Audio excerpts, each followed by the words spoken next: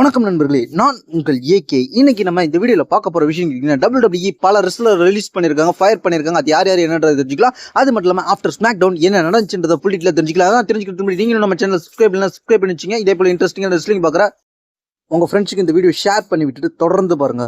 First நம்ம இந்த வீடியோவில் பார்க்க போகிற விஷயம் கேட்டீங்கன்னா, ஆஃப்டர் ஸ்மாக் டவுன் என்ன நடந்துச்சு, சோலோசிக்கா கோடி ரோட்ஸை அட்டாக் பண்ணதுக்கப்புறம் என்ன நடந்துச்சுன்னு கேட்டிங்கன்னா, சோலோசிக்கா கோடி ரோட்ஸை அட்டாக் பண்ணிட்டு அங்கேருந்து ரிங்கை விட்டு இறங்கி போயிடுற. ரிங்கை விட்டு இறங்கி போனோடனே வெளில இருந்து யார் வரான்னு கேட்டிங்கன்னா, கமெண்டி டேபிளுக்கு அந்தாண்ட போய் விழுந்த ஜாக் எஃபெக்ட் அப்படியே எந்திரிச்சு தலையாட்டிக்கிட்டு அப்படியே ரிங்குள்ள வர.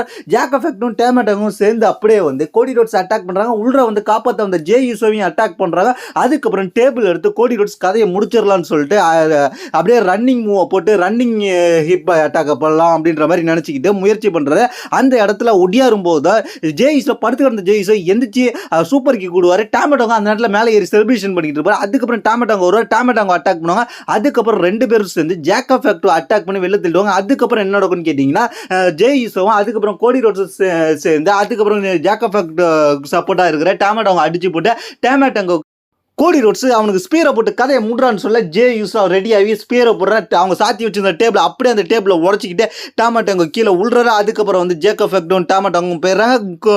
கோடி ரோட்ஸும் ஜே யூஸும் செலிப்ரேஷன் பண்ணுறாங்க. இதுதான் ஆஃப்டர் ஸ்மாக் டவுனில் நடந்துச்சு. ஆஃப்டர் ஸ்மாக் டவுனில் இவங்க ரெண்டு பேரும் தடுமாறி எந்திரிச்சுன்னு செலிப்ரேஷன் பண்ணுறாங்க. இதோட ஆஃப்டர் ஸ்மாக் டவுன் முடிஞ்சு இப்போ வந்து ஸ்மாக் டவுன் டயத்திலே வந்து WWE பல பேரை ஃபயர் பண்ணிக்கிட்டு இருக்காங்க. ஆனால் வந்து அது சோஷியல் மீடியாவில் வைரலாக போயிட்டு இருக்கு. ஆனால் வந்து WWE அதை பற்றியே பேசவே இருக்க மாட்டாங்க. ஏன்னா WWE அதெல்லாம் பேச மாட்டாங்க. பல ரெஸ்லரை ஃபயர் பண்ணியிருக்கிறாங்க. என்ன காரணம்னு சொல்லாமல் WWE அவங்களாம் வெளில தூக்கி போட்டுருக்காங்க. அது யார் யாருன்னு WWE யாரை ரிலீஸ் பண்ணிருக்காங்க? Cedric election. WWE கொஞ்சம் டாப்பஸ்ட் ரெஸ்லராக இருந்த கொஞ்ச நாளைக்கு முன்னாடி செட்ரிக் எலெக்ஷன் ரிலீஸ் பண்ணியிருக்காங்க. அதுக்கப்புறம் ஃபைனல் டீஸ்மெண்ட் மெம்பரான பால் எலரிங்க ரிலீஸ் பண்ணியிருக்காங்க. அதுக்கப்புறம் ஃபைனல் டீஸ் மெம்பரான ஏஓபி ரெண்டு பேரையுமே வந்து WWE ஒட்டு மொத்தமாக ரிலீஸ் பண்ணிட்டாங்க. அதுக்கப்புறம் WWE டாப்பஸ்ட் ரெஸ்லராக இருந்த சோனியா டெவிலையும் இப்போ WWE ரிலீஸ் பண்ணிட்டாங்க.